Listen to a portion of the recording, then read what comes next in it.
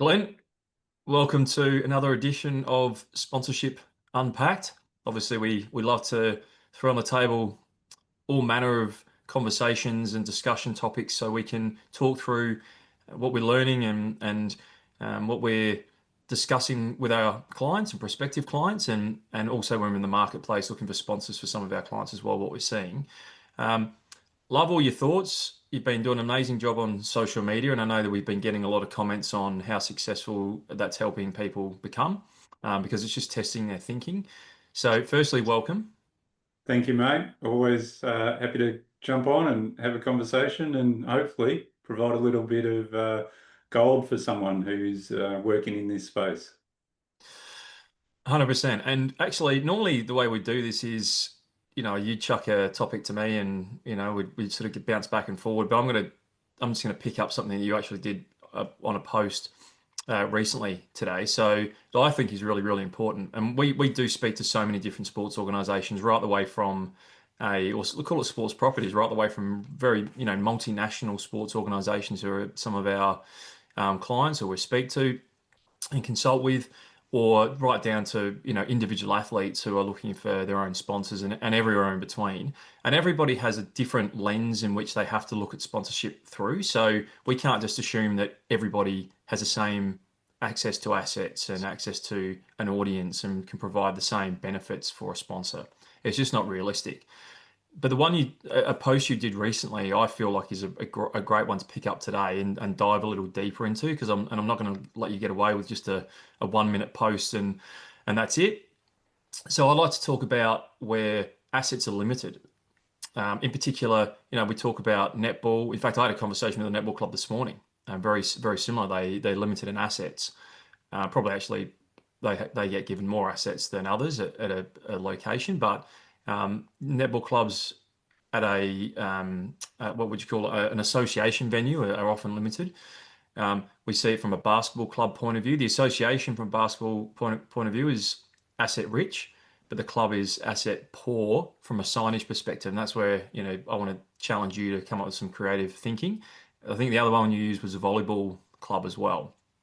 So, mate, let's delve a little deeper into that. Go back over it nice and quickly if you can, and then yeah, delve a little deeper because I feel like we need to unpack that a bit more. No worries. So yeah, my thoughts were driven, yeah, particularly from a basketball club and a volleyball club. So typically you're rolling into big venues, big stadiums or venues where there's 10, 20 courts, and they're multi-use. So it could be a volleyball one day, a basketball another, and maybe other sports as well.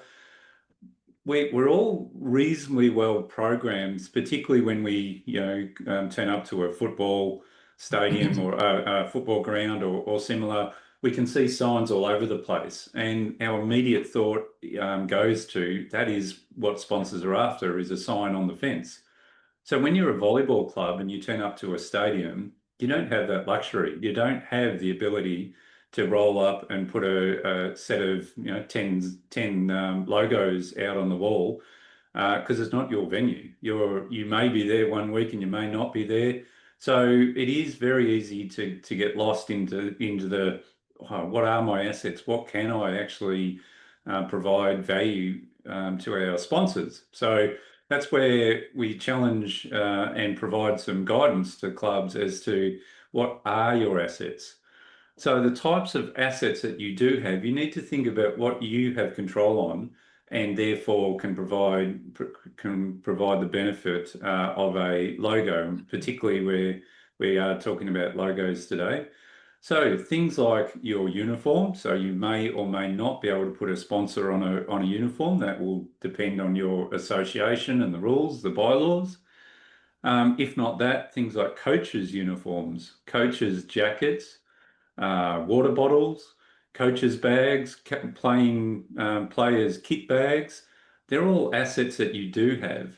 And so whilst you can't put a sign up, you may be able to do something like that. Here's another extended thought, and again, you need to check with your association. But maybe for those who don't know, a lot of signs are printed on what's called call flute.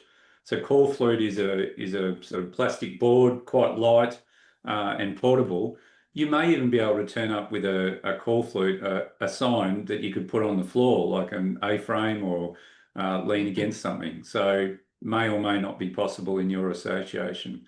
They're all things where you start to extend your thinking and bring in other assets that you actually do have control over.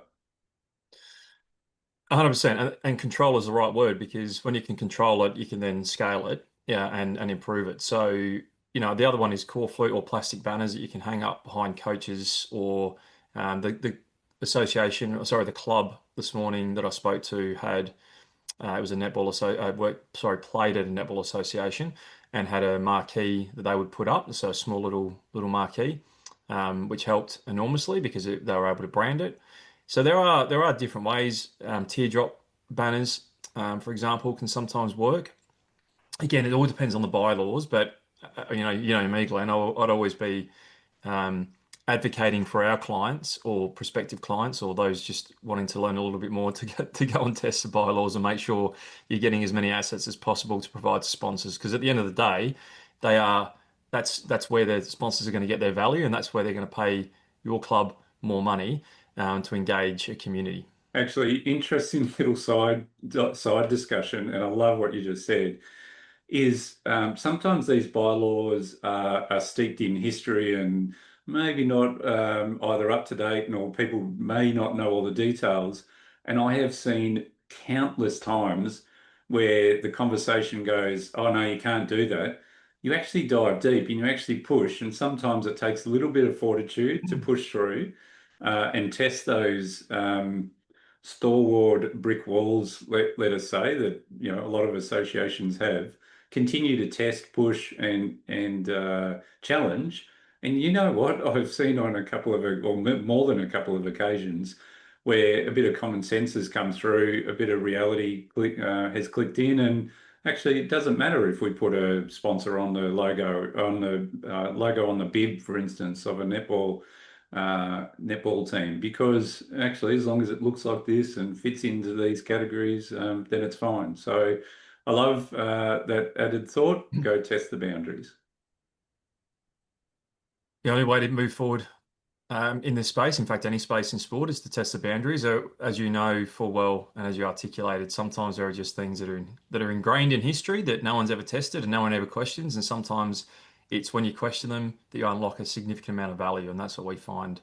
Whether that's actually within your own club, because sometimes there are just people who haven't thought outside of the box, or that could be in the association or whatever it is you play in. So, mate, that's a fascinating topic. I really appreciate you diving a little bit deeper into it. Any final comments with this? No, only that. Again, this space is a little bit difficult where you're never quite sure. As you start to get into the thinking around sponsorship, you're not quite sure what your assets are. I'm hoping this conversation broadens the thinking a little bit and broadens your mind to go, no, I could actually put a logo on a water bottle, for instance. So hopefully that helps, and love to see more sponsors out there in clubs. Perfect. That's another episode of Sponsorship Unpacked. Glenn, as always, love picking your brains on these sort of things. You're an expert in the field now, and you're doing a tremendous job for our clients. And we look forward to another episode next week. Good job. Chat soon.